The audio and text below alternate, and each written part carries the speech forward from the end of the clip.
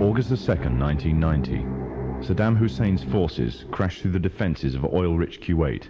In fear of an Iraqi invasion into Saudi Arabia, the United States and her coalition allies poured into the Arabian Peninsula to form a deterrent that would be known as Desert Shield.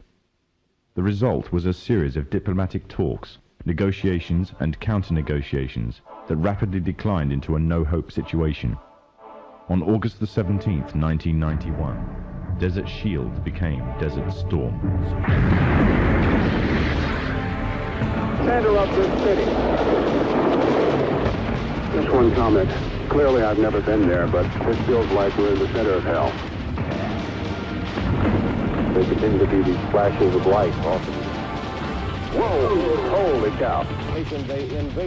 The conflict was witnessed by millions through the eye of CNN and the BBC, showing propaganda of the systematic eradication of Saddam's forces by a coalition far superior in technological, political, and economic power. However, what was little known was that from the outset the war was engineered, controlled, and manipulated by an elite group. A group which had created the illusion of a man with power, at the head of a million-strong army, on the verge of going nuclear. A man who had gained control over 1/5 of the world's oil overnight. However, in reality, he was merely a pawn, in amongst many pawns.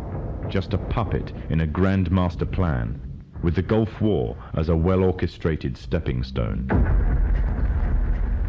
The orchestrators of the war were by no means strangers to controlling major world events. In fact, they have done so for centuries. From the shadows, they have engineered every major war, revolution, and recession.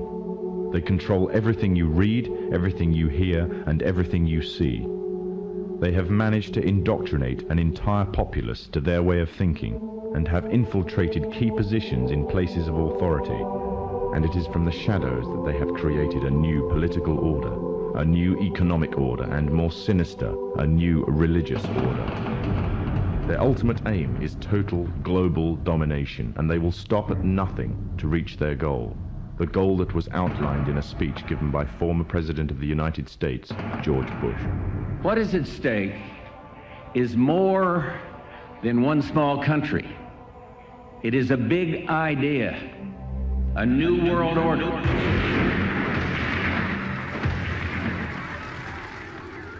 However, the origins of this global plan were not created in the offices of the White House.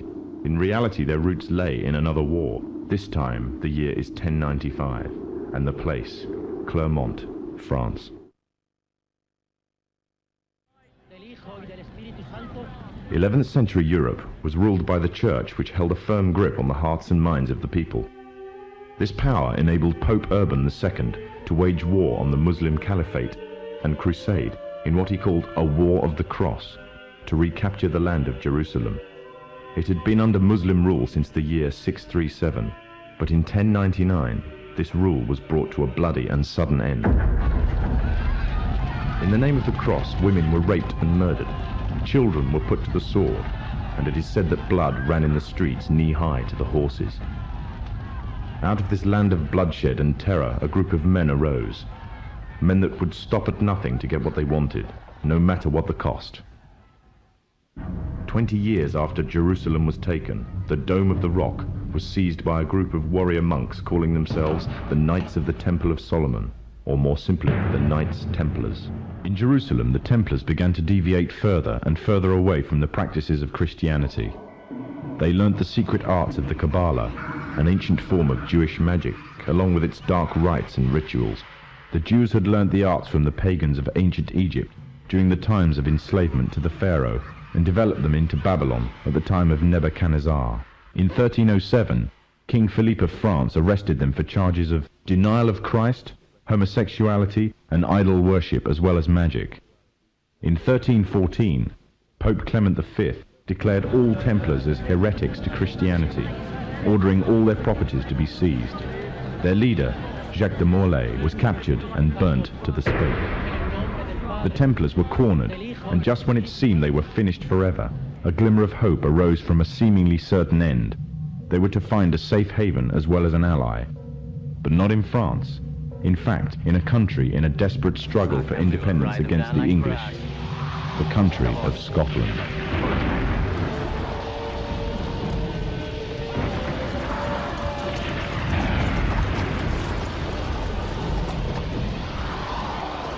For some, Scotland's hope of independence had died with the death of William Wallace.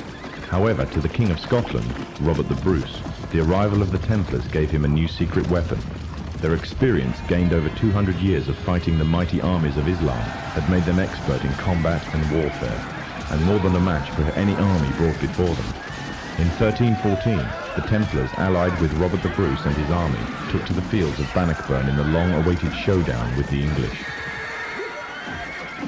Robert the Bruce's foresight paid off.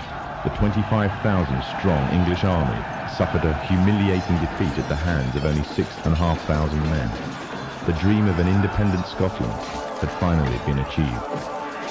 The Templars had brought themselves back from the brink of destruction, and never again would they allow themselves to be destroyed. This time they would control the country by controlling its kings, and in order to preserve their secret order, the Templars would have to die, or more precisely, the name would have to die. The Templars, who had escaped Europe, were finally laid to rest in Roslin Chapel, Scotland, which stands to this day as sign of their presence in Britain. Their descendants became the true power of Scotland. In 1603, the death of Queen Elizabeth I left England without an heir to the throne. By virtue of descent, King James V of Scotland became King of England. In doing so, Scotland and England joined to form a new kingdom, and the power that the Templars held over Scotland spread to give them a firm grip on the whole of Britain. For over 100 years, the Templars concealed their activities, fading into the background until they were little known and little remembered. However, they did not cease to keep a firm grip on Britain. All the time they were planning, regrouping, and infiltrating positions of power in all corners of the kingdom. In 1717, the Templars made their reappearance in Europe. They had grown in both number and strength, and were now ready to coin a new identity, free from their reputation of the past, and given credibility by none other than the monarchy and aristocracy of England.